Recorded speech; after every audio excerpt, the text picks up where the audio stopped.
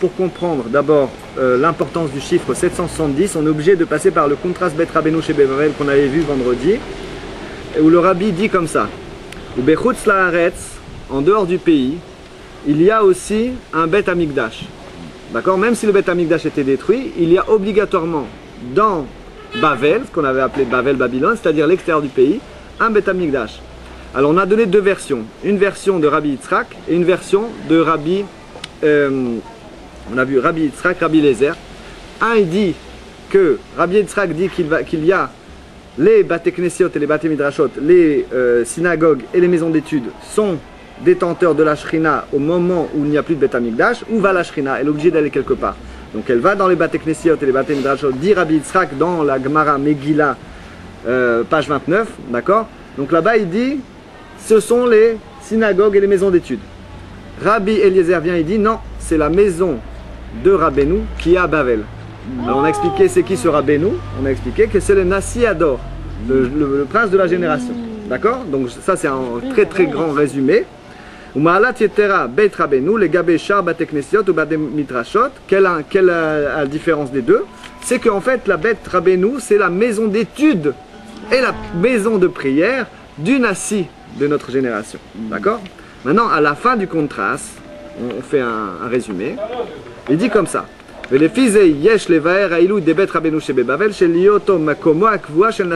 l'endroit fixe du Nassi Ador, donc c'est là-bas où se trouve la Shrina pendant toute la période de la Galoute.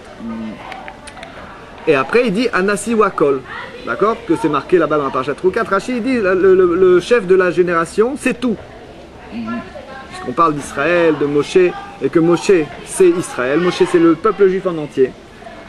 Il dit chez Kolel, Kolador, il comprend à l'intérieur de toute la génération, le Nassi.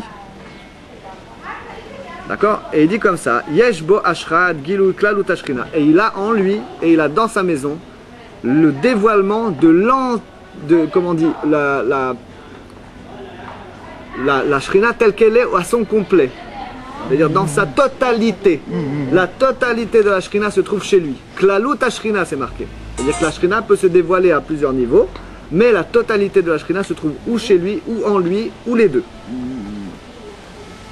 L'ora krelek sheshorem mitgale à la Sarah Shem Israël, pas seulement une partie de la Shrina, comme on voit quand il y a 10 juifs qui se réunissent, la Shrina réside parmi eux à tel point qu'un ange ne peut pas supporter ce dévoilement-là, même un ange.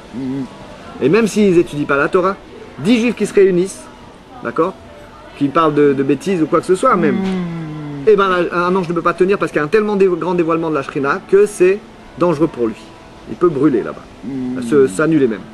Et il dit que que lui et dans sa maison se trouve la totalité, je ne sais pas si on dit l'entièreté, la totalité de toute la Shrina, d'accord? On ne dit pas certainement, mais on dit la totalité, oui. Dans sa plénitude, toute la Shrina est chez lui. Toute la Shrina. Mais à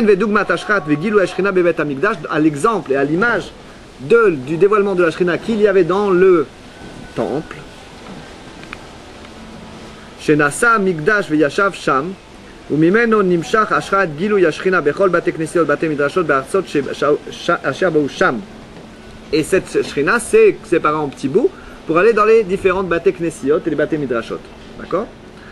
Et il dit que mo beit hamikdash emeno ora yotzet lekol olam, de la même façon que dans le beit hamikdash la lumière sortait du beit hamikdash pour aller remplir le monde, les mondes et tout ce qui a été créé dans l'univers.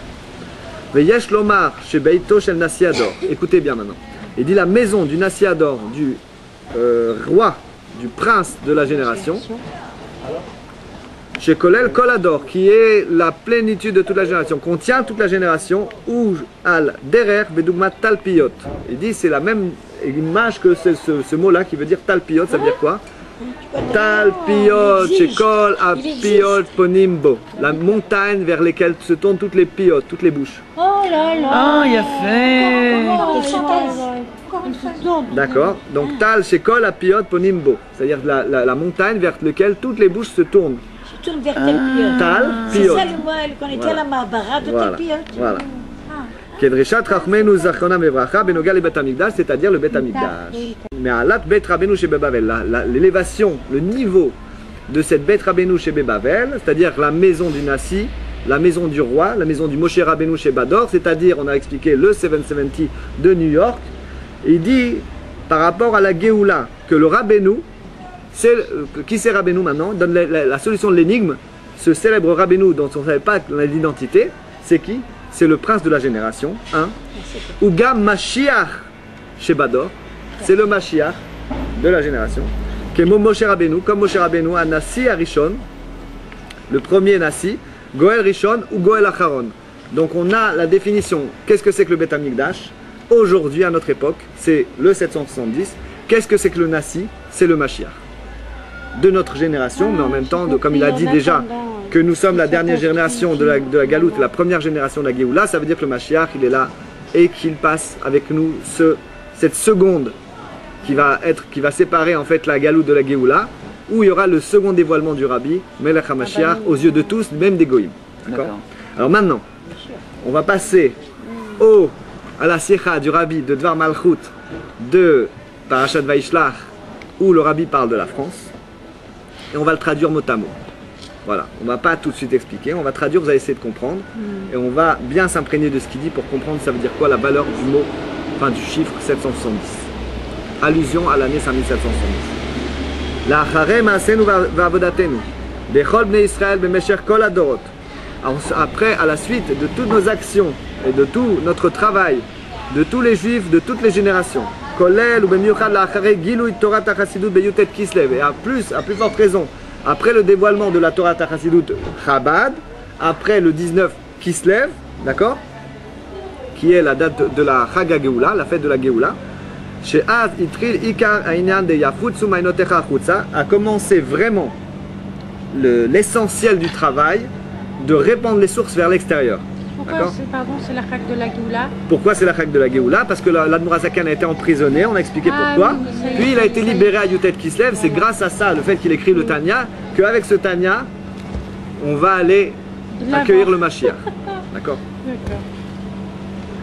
D'accord? Ou Mosif, Veolech, Al Yadeh Rabboteinu, Nesienu, Midor, Ledor, Ad Kod Bushamori, Vechami, Nasi, Adorenu, c'est-à-dire qu'il va de génération en génération, depuis l'Admour Hazaken, vers son fils, l'Admour Emtsei, vers son gendre, le Tzemar Tzedek, vers son fils, le Rabbi Maharash Rabbi Shmuel, vers son fils, le Rabbi Rachab Rabbi Shem Dover, vers son fils, Rabbi Yosef Yitzhak, et vers son gendre, le Admour Melech HaMashiach Shlita, le Rabbi Melech HaMashiach.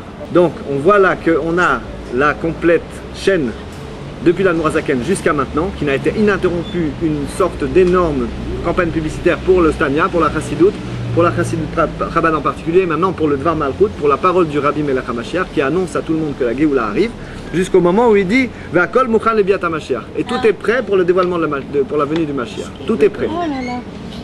Alors maintenant, écoutez bien. Ce n'est pas, puisque tout a été fait, c'est-à-dire toute la purification du monde a été accomplie, maintenant c'est terminé, le Rabbi l'a dit. Même son beau-père, il avait déjà dit ça. Lui, il a dit, maintenant, c'est quoi notre travail? Il dit de faire venir le Mashiach à l'intérieur de notre maison. Ouvrez les yeux, Mashiach est là. Ouvrir les yeux. Et faire ouvrir les yeux aux autres gens. Leur donner la possibilité de voir cette réalité. Il dit comme ça, Elle a avodat meyuchedet la viat galut befoal baolam, veyesh lomar shama, la meyuchedet bedorenu ze, merumezet behaftara de parashat Vaishlach.